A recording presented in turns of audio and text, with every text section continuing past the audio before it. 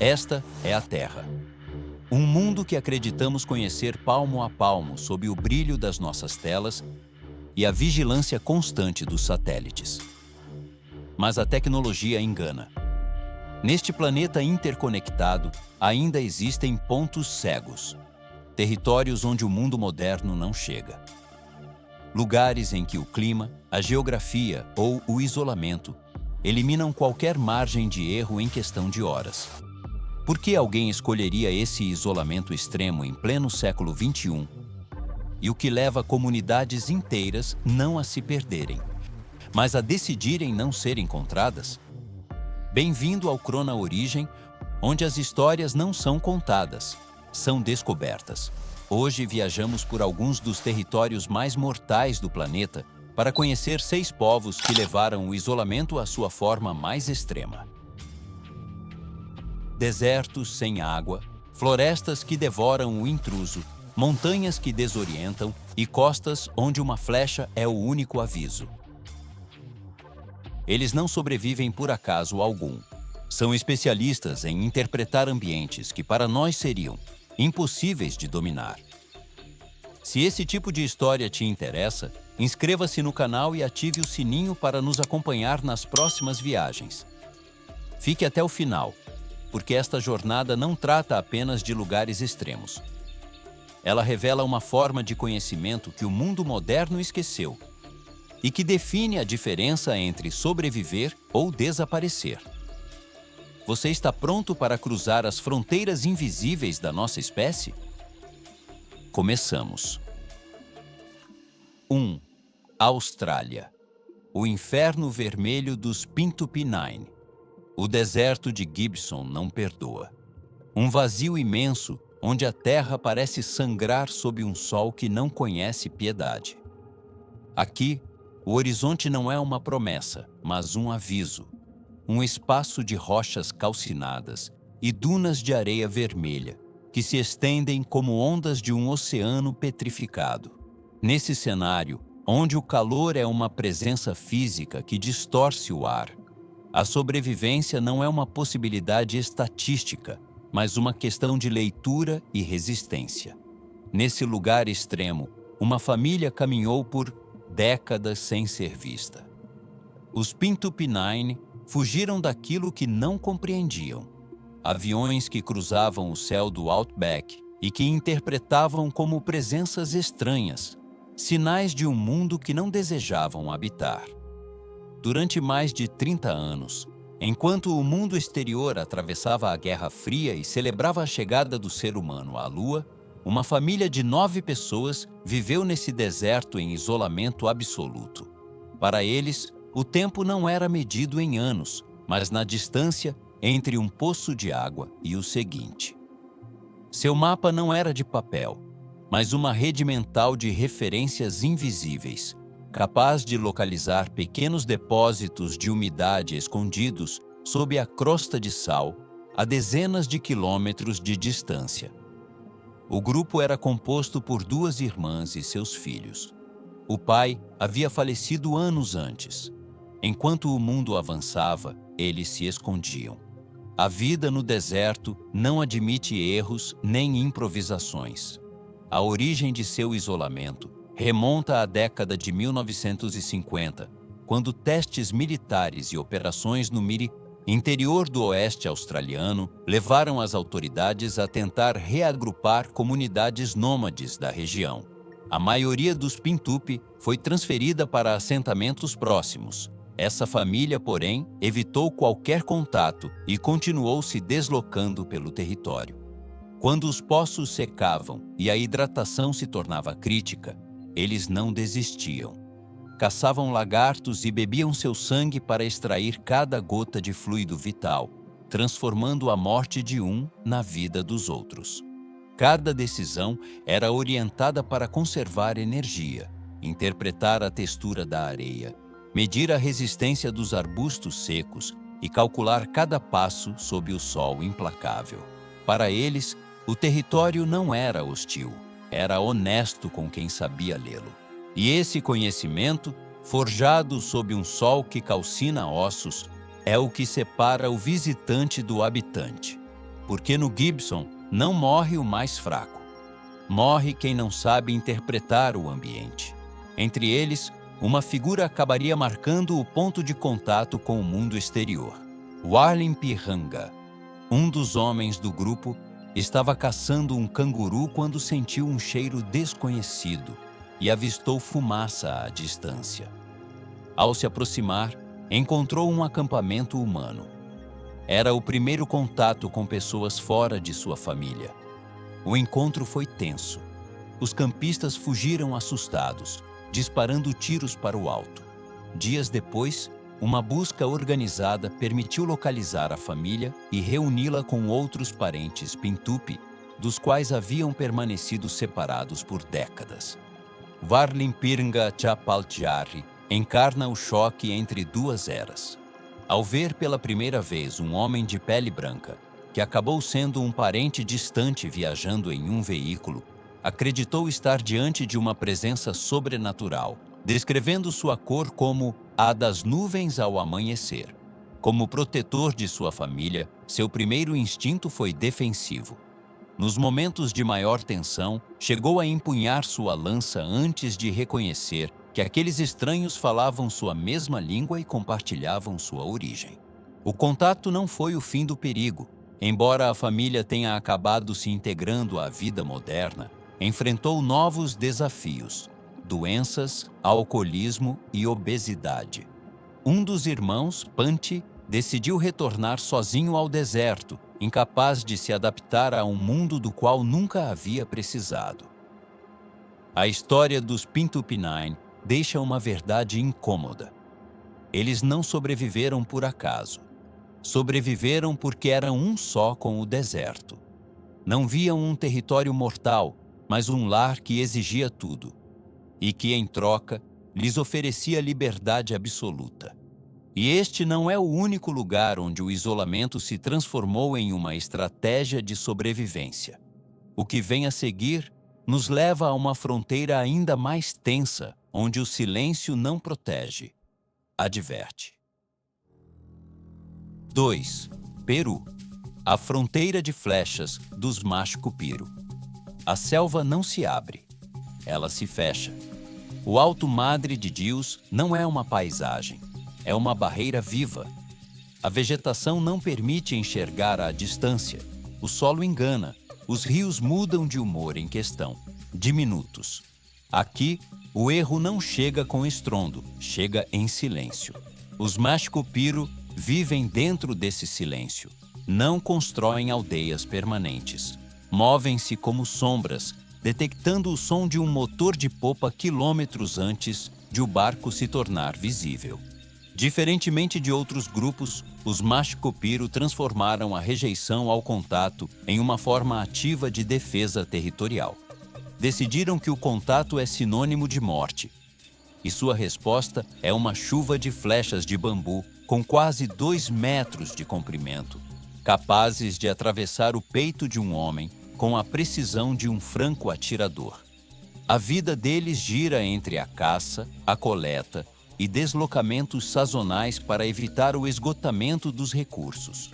Usam pouca roupa, pinturas corporais, falam uma variante do INI e mantêm uma forte rejeição ao contato externo, embora às vezes troquem bens como bananas por ferramentas. Por gerações, sua estratégia foi simples: não serem vistos. Deslocar-se entre as árvores como sombras. Aparecer apenas o necessário. Desaparecer antes de deixar rastros. Em uma selva que devora pegadas, a invisibilidade é uma forma de inteligência. Mas algo começou a romper esse equilíbrio. Durante anos evitaram o contato de forma silenciosa, mas nos últimos tempos passaram a responder com flechas àqueles que navegam pelo rio Alto Madre de Dios. Sentem que sua terra está sendo invadida. Chegaram a cercar aldeias armados com arcos, forçando evacuações de emergência. O que antes era uma curiosidade distante, transformou-se em agressividade tática. A pressão da exploração ilegal de madeira e do narcotráfico empurrou a tribo para as margens dos rios, onde o conflito com forasteiros tornou-se inevitável. As rotas fluviais se encheram de canoas estranhas. Os sons metálicos chegaram antes das palavras. A selva começou a se esvaziar de recursos. E quando o ambiente deixa de sustentar, a selva deixa de proteger. As flechas não foram um ato de guerra, foram uma mensagem. Cada disparo transmitia o mesmo aviso: não avancem. Mas o mundo moderno não sabe ler advertências que não estejam escritas. Turistas curiosos, madeireiros oportunistas, exploradores improvisados, todos interpretaram o silêncio como permissão, até que o silêncio respondeu. O caso de Chaco Flores é o lembrete mais duro de que, nesta selva, a confiança é um luxo mortal. Chaco era um guia local que, durante 20 anos, manteve uma relação de troca com um grupo da tribo. Levava bananas, facões e panelas. Acreditava que existia uma ponte de amizade. Mas o mais impactante aconteceu quando Chaco se recusou a levar mais provisões. Sem qualquer aviso, Chaco recebeu uma flechada direta no coração. Não houve discussão, não houve advertência. Foi uma mensagem silenciosa para o mundo exterior. Não passem daqui. O excesso de confiança é fraqueza? Se for, os Mashcupiro não a possuem. Eles não estão caçando comida, estão caçando privacidade. Compreenderam que, para que sua cultura respire, a nossa precisa manter distância. Na selva, o território não se defende com palavras. Defende-se com consequências. Aqui, a agressividade não nasce do selvagismo, mas da pressão. Quando os rios já não alimentam, quando os animais se afastam, quando os caminhos se enchem de estranhos, a selva se transforma em um funil. E no fim do funil, resta apenas uma opção: expulsar ou desaparecer. Os Mashcupiro não caçam turistas. Defendem um equilíbrio que está sendo rompido de fora para dentro. O Alto Madre de Dius não é mortal por ser violento. É mortal porque não tolera mal-entendidos. Cada passo estranho altera o fluxo. Cada presença não interpretada é uma ameaça. E aqui surge uma verdade incômoda. O território torna-se letal quando aqueles que o atravessam não entendem que ele já está habitado. Porque nesta fronteira verde não morre o mais audaz. Morre quem confunde curiosidade com direito. E quando a pressão externa não deixa margem, até o movimento se transforma na única forma de sobrevivência. 3. Brasil. O Zauá e a floresta que arde. No leste da Amazônia brasileira, a sobrevivência assumiu uma forma desesperada. Para os Zauá, conhecidos como um dos povos mais ameaçados do mundo, o território já não é um refúgio. É uma armadilha que se estreita a cada dia. Aqui, o perigo não tem presas nem veneno. Ele tem o som das motosserras e o cheiro da fumaça que devora o oxigênio. Para eles, a floresta não é apenas um abrigo. É tudo o que existe. Cada trilha, cada árvore, cada som noturno faz parte de uma rede que lhes permite caçar, fugir e existir. A floresta os alimenta, os esconde e lhes ensina quando se mover. Durante séculos, isso foi suficiente. Os Zauás são caçadores-coletores nômades. Sua ligação com a floresta é tão profunda que as mulheres costumam amamentar filhotes de macacos órfãos como se fossem seus próprios filhos. Para eles, não há distinção entre família e ecossistema. Mas esse ecossistema está sendo destruído. Eles consomem animais apenas em determinadas épocas do ano para garantir sua sobrevivência, e alguns são evitados por completo, como o morcego, do qual se diz causar dores de cabeça. Certos animais, especialmente os macacos, não são considerados alimento. São Hanima, membros da família que são criados e protegidos. Mantêm rituais, uma forte tradição oral e crenças espirituais que, em alguns casos, se misturaram a elementos externos. Tudo isso persiste sob a ameaça constante do desmatamento, que empurra o grupo à beira do desaparecimento. Madeireiros ilegais e pecuaristas ateiam fogo à floresta para limpar a terra. Os auá, ocultos na mata fechada, são obrigados a fugir das chamas, ficando expostos em áreas abertas, onde se tornam alvos fáceis. Estima-se que restem apenas cerca de 60 auá, vivendo em isolamento total. São sombras que correm por suas vidas em um território que se reduz à velocidade de vários campos de futebol por minuto. A violência aqui é crua e sem filtros. Relatos de quem tenta proteger os auá isolados descrevem ataques extremos a acampamentos usados como mensagens de terror. Não é uma guerra por território, é uma tentativa de apagamento sistemático.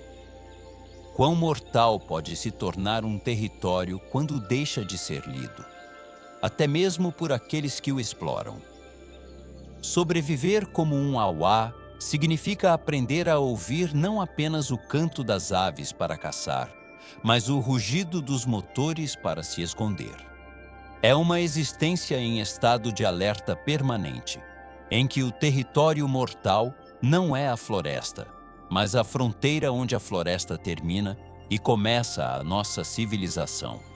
Os auá não estão lutando contra a natureza, estão lutando contra o fim do seu mundo, em uma corrida contra o tempo em que cada árvore derrubada é 1 centímetro a menos de liberdade. A luta é tão intensa que um dos membros dos auá fez algo que desafiou tudo. É a história de Piraí, um indígena auá que, para defender seu povo ameaçado por madeireiros, decidiu voar pela primeira vez de helicóptero para ver do alto a destruição do seu território. Cada morte não é uma perda individual, é uma biblioteca em chamas. Paradoxalmente, a floresta já não é o inimigo mais letal. O inimigo é quem não precisa entendê-la para destruí-la. Os auá não estão desaparecendo porque não sabem sobreviver. Estão desaparecendo porque alguém decidiu que o mundo deles valia menos do que a madeira que o sustenta. Nesta floresta em chamas, não morre o mais fraco. Morre quem fica sem para onde fugir. Seguimos avançando. O que estamos observando exige ser compreendido. E, embora a situação dos auá seja extrema, a próxima comunidade enfrenta um desafio diferente. Em um território que continua sendo um dos mais letais do planeta. O que vem a seguir mostra até onde a sobrevivência humana pode chegar. 4. Papua Nova Guiné. Os Yaifo e o labirinto de nuvens, lugares em que a geografia não é apenas difícil, mas parece projetada para expulsar o ser humano. Na província de East Sepik, em Papua Nova Guiné, as montanhas não se sobem, elas se escalam entre raízes e lama. É o território dos Yaifo, um povo que vive no que exploradores chamam do labirinto de nuvens. Aqui, a visibilidade é um luxo. Uma névoa perpétua envolve tudo, transformando a floresta em um mundo de sombras onde é impossível se orientar sem um instinto aperfeiçoado ao longo de séculos. Para os Yaifo, o isolamento não é uma opção política, é a consequência de viver em um ambiente tão temível. Esse povo subsiste principalmente da mata, consumindo o sagu da palmeira, tubérculos crus como o inhame, frutas, vermes, larvas, porcos, aves e peixe. O mais impactante são os relatos não confirmados sobre práticas históricas de canibalismo ritual, algo envolto em grande opacidade devido ao isolamento do grupo. As montanhas de East Sepik não se erguem, elas se impõem. Paredões verticais cobertos por floresta nublada, onde a orientação dura o tempo de um passo mal dado. Não há horizontes, não há linhas retas. Tudo é inclinação, umidade e neblina. Não há trilhas. Os Yaifo se movem por cristas afiadas como facas e por desfiladeiros onde um escorregão significa uma queda de centenas de metros, rumo a um dossel florestal que ninguém jamais pisou. Os jovens do povo são iniciados na vida adulta por meio de rituais dolorosos em casas cerimoniais, com escarificações que, em algumas regiões, simbolizam a ligação com o crocodilo e representam o renascimento e a conexão com os espíritos ancestrais, uma prática que é um rito de passagem para a maturidade. Esses adultos transformaram a audição no seu principal sentido. Os Iaifu são capazes de detectar a presença de um estranho pela sutil mudança no comportamento das aves ou pelo estalo de um galho a centenas de metros de distância. Eles entendem esse labirinto porque nascem dentro dele. Suas rotas não estão traçadas em mapas, mas no corpo, na memória das pernas, na resistência pulmonar, no conhecimento exato de quando parar. Para um forasteiro, este lugar é desorientação constante. A bússola perde o sentido sob a densidade do relevo. O GPS falha. As trilhas aparecem e desaparecem com a chuva. Avançar não garante chegar. Recuar não garante voltar. Quão boa é a orientação para alguém sem norte? O explorador Benedict Allen sentiu na pele o que significa entrar nesse domínio. Após semanas lutando contra a malária e o terreno, ele se viu frente a frente com os Iaifu. Não houve boas-vindas, mas uma dança de guerra que parecia deter o tempo. Guerreiros armados com arcos longos e rostos pintados surgindo da bruma como aparições. A mensagem foi clara. A sobrevivência deles depende de que o labirinto continue sendo um segredo.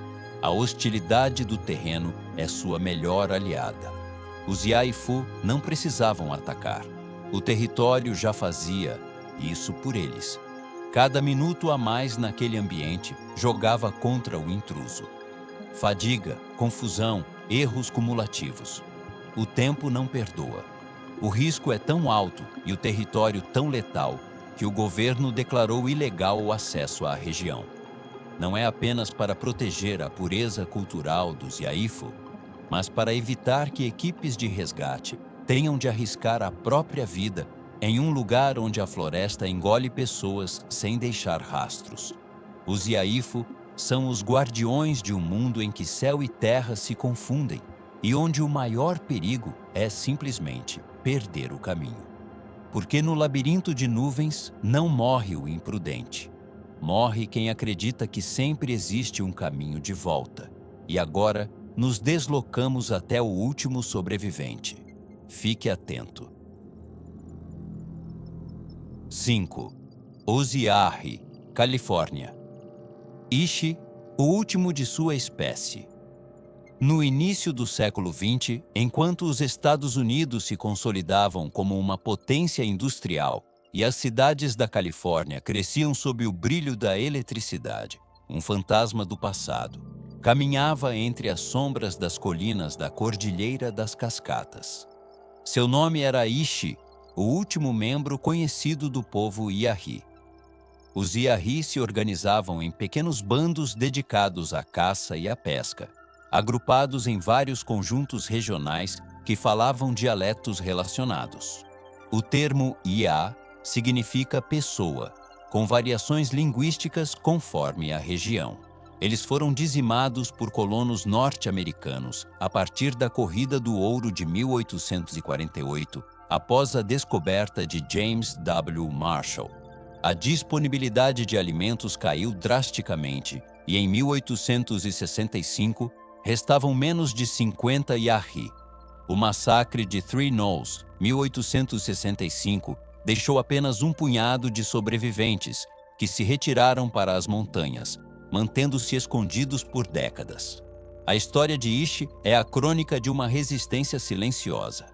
Por anos, seu pequeno grupo viveu oculto em um território que o homem moderno julgava conquistado.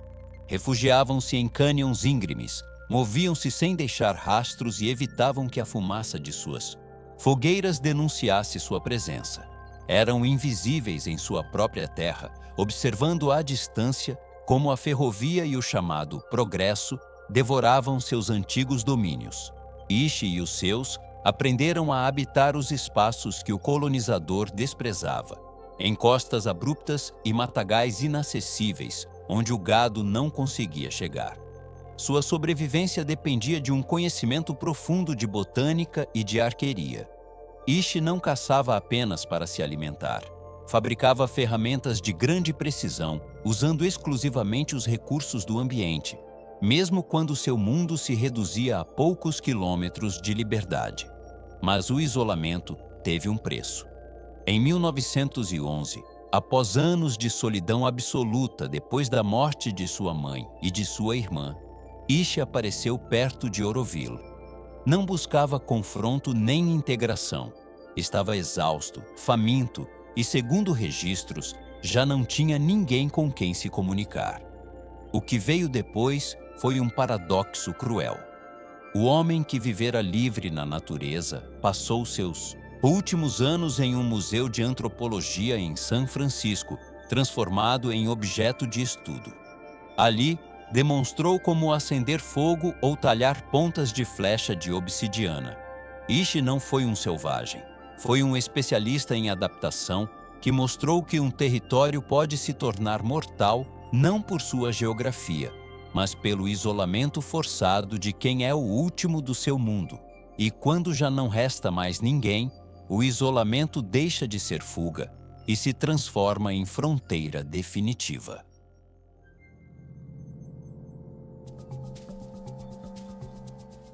Seis. Índia. Sentinela do Norte, o último bastião. No arquipélago de Andamão, no Golfo de Bengala, existe uma ilha que desafia toda a lógica do século XXI. Ela se chama Sentinela do Norte. Vista do alto, parece um paraíso tropical, mas, para o mundo exterior, é o lugar mais hostil do planeta. Aqui, a geografia ergueu seus próprios muros, uma barreira de recifes de coral afiados como lâminas, que protege a ilha de qualquer embarcação de grande calado. São muros, quebram barcos, travam motores, obrigam a aproximação a pé. E quem pisa naquela praia sem permissão entra em um território onde não existe direito ao erro. Mas, uma vez superados os recifes, o perigo real começa na areia. Os sentineleses são, possivelmente, o grupo humano mais isolado que existe. Eles rejeitam todo contato há séculos, defendendo suas costas com uma ferocidade que não entende de diplomacia nem de curiosidade científica. Pescadores arrastados por tempestades morreram sem que os corpos fossem recuperados. Não porque fosse impossível, mas porque não se devia. Para os sentineleses, cruzar a linha da maré é uma declaração de guerra. 2 pescadores aprenderam isso da pior forma em 2006.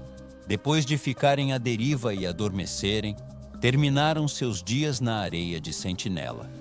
Não houve roubo nem crueldade desnecessária. Foi um ato de proteção territorial absoluta. Em 2018, um jovem missionário tentou romper esse isolamento armado apenas com uma Bíblia e uma canoa. Seu destino foi o mesmo. A ilha não é perigosa por causa do clima ou dos animais. Ela é perigosa porque seus habitantes decidiram que a única maneira de sobreviver à nossa modernidade é não nos deixar entrar. John Allen Chau acreditou que o contato era uma missão, que a mensagem justificava o risco, entrou várias vezes, ignorou avisos, ignorou a história, ignorou o ambiente humano. A flecha não foi surpresa, foi consequência. Sentinela do Norte é considerada um dos lugares mais perigosos do planeta. Mas não por doenças, clima ou fauna. É perigosa porque seus habitantes não desejam ser salvos. Por que essa hostilidade extrema? A resposta está na memória histórica. Eles sabem que o contato com o exterior traz doenças para as quais não têm defesas e uma cultura que devora a deles. Ao dispararem flechas contra helicópteros que tentam censá-los ou levar ajuda após um tsunami, os sentineleses enviam uma das mensagens mais claras já transmitidas. Não precisamos de vocês. O governo indiano entendeu. Ninguém pode se aproximar, não para punir, mas para preservar. Cada tentativa de contato traz bactérias, vírus e colapsos demográficos inevitáveis. Sentinela do Norte é o último bastião da soberania humana primitiva. Um lugar onde arco e flecha continuam mais poderosos do que toda a nossa tecnologia. Simplesmente porque o território e seu povo se fundiram em um único organismo defensivo. É a última fronteira que o homem moderno, por respeito ou por medo, decidiu deixar em paz. 6 territórios, 6 formas diferentes de desaparecer e de sobreviver. Beber sangue na imensidão do deserto vermelho, interpretar o silêncio de uma floresta em chamas ou defender uma praia com a própria vida. Ao longo desta jornada, vimos que essas comunidades não sobrevivem por acaso, nem por resistência cega. Sua existência não é coincidência. É o resultado de uma inteligência especializada, uma conexão com o ambiente que nós, das nossas cidades, mal conseguimos compreender.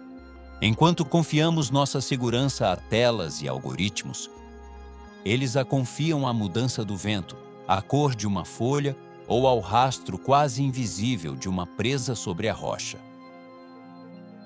Alguns aprenderam a ler o deserto, outros defenderam a selva, fugiram do fogo, transformaram a desorientação em uma fronteira ou fecharam o último limite. E isso nos deixa uma reflexão inevitável. Se amanhã o mundo moderno colapsasse, se nossas infraestruturas falhassem e as telas se apagassem para sempre, quem de nós saberia encontrar água na areia ou ler a linguagem da selva quando não restasse mais nada? Queremos conhecer a sua reflexão. Se você chegou até aqui, deixe nos comentários a palavra-chave deste episódio: fronteira. Assim saberemos que você percorreu esta jornada completa com a gente. Obrigado por nos acompanhar neste documentário. Se você quer continuar explorando territórios onde o ser humano não domina a natureza, mas aprende a conviver com ela, inscreva-se no canal e ative o sininho para não perder os próximos episódios. Porque a verdadeira força não está em conquistar o mundo, mas em entender onde estão os seus limites.